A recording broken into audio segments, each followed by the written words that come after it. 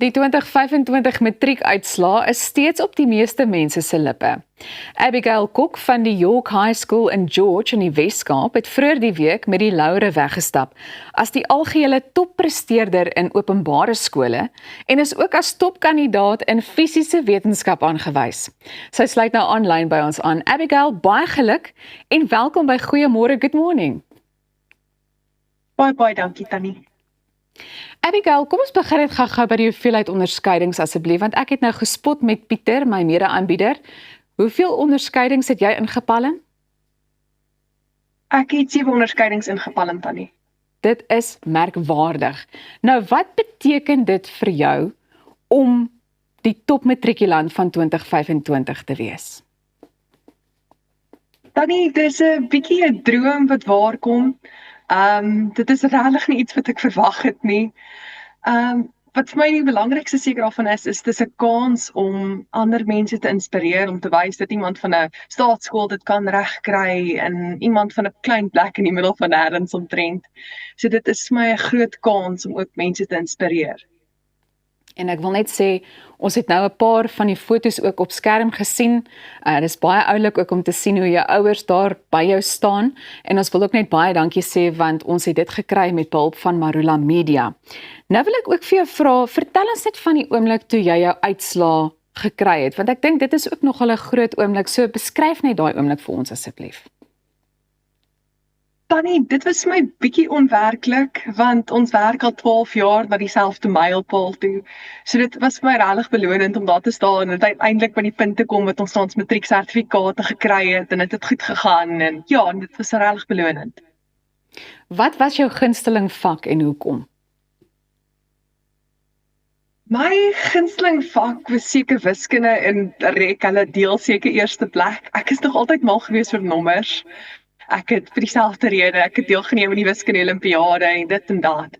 Want dit was nog altyd vir my so lekker om die patrone te sien. So definitief wiskunde en definitief ek vir dieselfde rede. En dit is duidelik dat fisiese wetenskap dalk ook uitgestaan het, maar dit maak vir my heeltemal sin, want jy hou van syfers.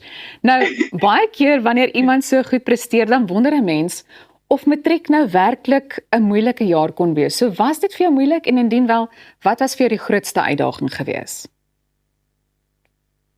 Tannie, ek het matriekgate uitgeniet. Dit was vir my so lekker. Ek was betrokke in omtrent alles wat ek kon wees. So ek was by die skool het ek vir 2 eerspanne gespeel. Ek het eerspan hokkie en eerspan muurwag gespeel. En ek het deelgeneem aan spraakkompetisies en so aan. En aan die kant was daar ook 'n klomp leierskapsposisies. Ek was hoofmeisie by my skool. Ek was onder voorsitter van die VRL. So daar was 'n klomp ander goed om my besig te hou wat vir my regtig lekker was. En as hoofmeisie was ons ook geweldig betrokke by ons graad 8 om seker te maak hulle voel ook welkom in die skool. So ek het matriekgate uitgeniet, ek het alles ondersteun wat ek kon, ek was baie met my pelle, dit was my regtig lekker. Die enigste moeilike deel wat ek sou sê van die jaar was meer intern. Ek is bietjie van 'n perfeksionis, so ek is geneig om vir my verwagtinge te skep wat nie baie realisties is nie. So een van my grootste uitdagings was om te leer dat my beste goed genoeg is.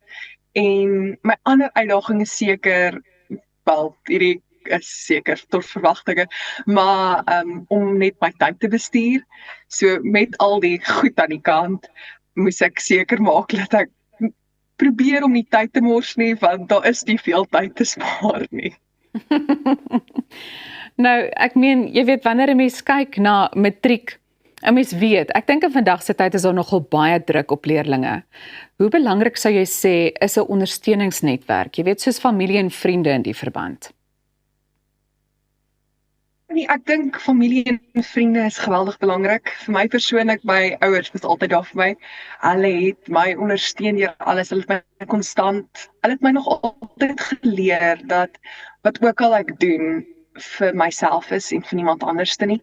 So ek kan nie dankie sê vir hulle. My boetie is ook, ek het een ouer boetie en hy het tog altyd my herinner dat ek nie myself te ernstig moet opneem nie. So ek was nog altyd baie dankbaar vir hom, want hy het my nog altyd ondersteun, regtig goed ondersteun hierdie laaste jaar.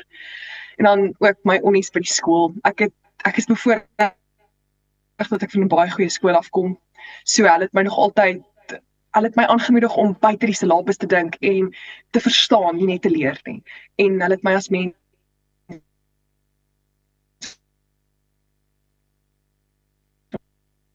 ondersteun, nie net wat swat vir matriek nie. En dan laaste Christen en dit was vir my regtig belangrik om bid en te sê God, mag ek my bes doen, mag dit goed genoeg wees. So ek sou definitief sê 'n ondersteuningsraamwerk waar ook al hy mag lê is regtig belangrik. En ek is baie bly dat jy erkenning aan die onderwysers ook gee. En jy moet asseblief vir jou ma Susie sê, ek sê vir haar baie dankie ook vir haar hulp in hierdie verband, want ek weet sy het 'n groot rol gespeel om hierdie onderhoud moontlik te maak. Net vinnig, ons het 'n paar sekondes oor, wat is jou toekomsplanne? Danny, ek is huidiglik veronderstel om aktuariël te gaan swat by Stellenbosch, maar ek dink ek gaan eerder my kursus verander na data science toe en ek gaan komende jaar by Stellenbosch data science swat hopelik en sonop koshuise study. Sjoe, dit klink vir my baie opwindend. Baie sterkte. Ons hou jou met groot belangstelling dop, want ek is seker daarvan ons gaan dalk in die toekoms weer van jou lees, maar dit was wonderlik om met jou te kon gesels. Abigail Kok, natuurlik die topmatrikulant van 2025. Nou ja, jy is ingeskakel by Goeiemôre Good Morning en jy kan ingeskakel bly, want ons gesels net hierna verder en daar's nog heelwat wat voorlê in hierdie program, so maak seker jy bly net waar jy is.